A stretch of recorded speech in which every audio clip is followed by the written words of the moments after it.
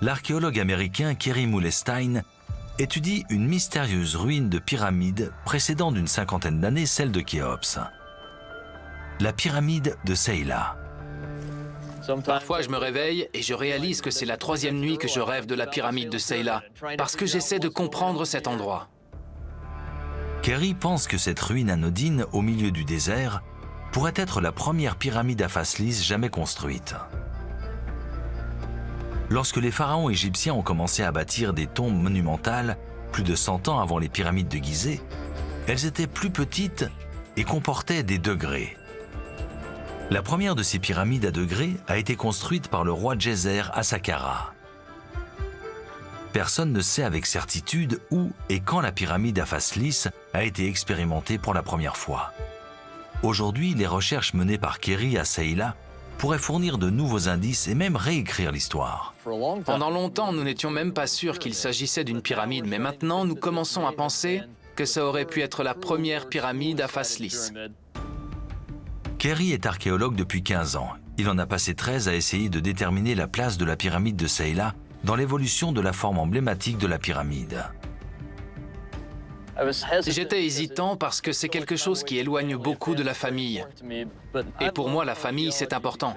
Mais j'adore l'archéologie, parce que c'est un moyen de découvrir les choses que les hommes antiques faisaient. Ils auraient sûrement voulu que l'on raconte leurs histoires. C'est le seul moyen d'en savoir plus.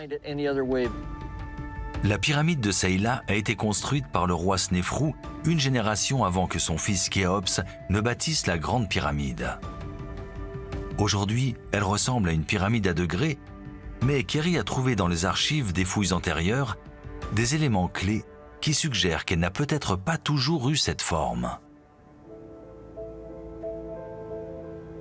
En 1988, ce fragment calcaire a été trouvé ici, sur la face est.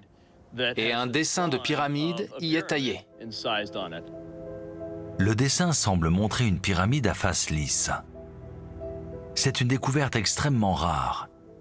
Une fenêtre sur la construction de ces magnifiques monuments il y a plus de 4500 ans. C'est peut-être un dessin à l'échelle de cette pyramide que quelqu'un aurait fait lors de la construction. Pour nous, ça pourrait être un indice qui nous permettrait de connaître la forme qu'il comptait donner à cette pyramide. Kerry a également trouvé un autre indice dans les archives qui suggère que Seyla était une innovation. De précédents archéologues avaient découvert une chapelle et une chaussée côté est. Une caractéristique que l'on ne retrouve pas sur les pyramides à degrés, mais seulement sur les pyramides à face lisse d'une époque ultérieure. Désormais, Kerry veut découvrir la véritable apparence qu'avait cette ruine de pyramide. L'angle d'inclinaison de ces faces est un facteur clé. Presque toutes les pyramides à face lisse connues s'élèvent à un angle compris entre 51 et 53 degrés. Si Kerry parvient à trouver un angle similaire pour la pyramide de Seyla, cela peut suggérer qu'il s'agit de la première pyramide à face lisse. Si nous pouvons vraiment reconstituer la structure de cette pyramide et ce à quoi elle ressemblait, ce serait très encourageant pour nous. Ça apporterait un nouveau regard sur le début de l'âge des pyramides. Cette saison, l'équipe creuse une tranchée le long de la face sud de la pyramide, à la recherche des fondations d'origine. Leur découverte devrait permettre de révéler la taille originale de la pyramide et de calculer sa hauteur et son angle d'inclinaison d'origine. L'archéologue Christine South aide à superviser l'excavation. Ceci est notre première tranchée. Ensuite, puisque nous avons le temps, nous en creuserons d'autres sur toute la longueur. Délicatement, l'équipe fouille le sable. À quelques centimètres de profondeur, les truelles rencontrent les premières pierres. Est-ce que tu pourrais venir jeter un œil à ça? Je peux?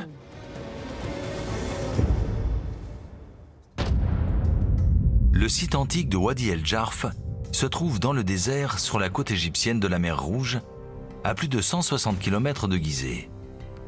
Au cœur de la falaise, l'archéologue français Pierre Tallet et son équipe fouillent une série d'étranges grottes creusées par l'homme à l'époque de la Grande Pyramide. Nous avons creusé sur 28 mètres dans la grotte, mais nous n'en avons toujours pas vu le bout. Il pourrait dévoiler de nouvelles informations sur la construction de Khéops et révéler comment cette méthode a fait évoluer l'édification des pyramides jusqu'au sommet de leur gloire. C'est ici que l'équipe de Pierre a fait une découverte révolutionnaire lors d'une saison précédente. À l'entrée d'une des grottes, ils ont mis au jour une collection de papyrus, les plus anciens connus au monde, décrite comme la plus grande découverte faite en Égypte au XXIe siècle. Cette collection date de l'âge des pyramides, soit 2500 ans avant notre ère, et sont les seuls témoignages contemporains de la méthode de construction de la grande pyramide de Khéops. Nous avons trouvé un gros ensemble de papyrus. C'était probablement la découverte la plus importante de toute ma carrière. Parmi le lot de papyrus se trouvait le journal de Mérer. Ce fonctionnaire dirigeait une équipe d'ouvriers à la fin du règne de Khéops. Ce document révèle qu'il avait été chargé d'extraire les pierres calcaires blanches utilisées dans l'édification de la grande pyramide du roi Agizé. Mérer et son équipe se servaient de bateaux pour transporter 64 tonnes de blocs de calcaire sur le Nil en un seul voyage, amenant jusqu'à 200 blocs à Gizeh par mois. Les blocs ont probablement été utilisés pour créer les faces extérieures lisses de la pyramide. La découverte du journal de Mérer dans ces grottes reculées laisse supposer que lui et ses hommes sont également venus à cet endroit pour collecter les matériaux nécessaires à la construction de la grande pyramide. C'est un signe que ce site inhabituel a joué un rôle essentiel dans l'édification de la tombe monumentale de Khéops. Ces papyrus montrent clairement un lien entre la construction des pyramides de Gizeh et le site de Wadi el-Jarf. Mais le calcaire de la grande pyramide ne provient pas de Wadi el-Jarf, et le papyrus n'explique pas la présence de Mérer et ses ouvriers à cet endroit. Donc le travail archéologique que nous menons ici est censé nous apporter les informations manquantes que nous ne pouvons pas obtenir à partir des papyrus. L'équipe de 70 personnes campe sur le site pendant les 6 semaines de fouilles.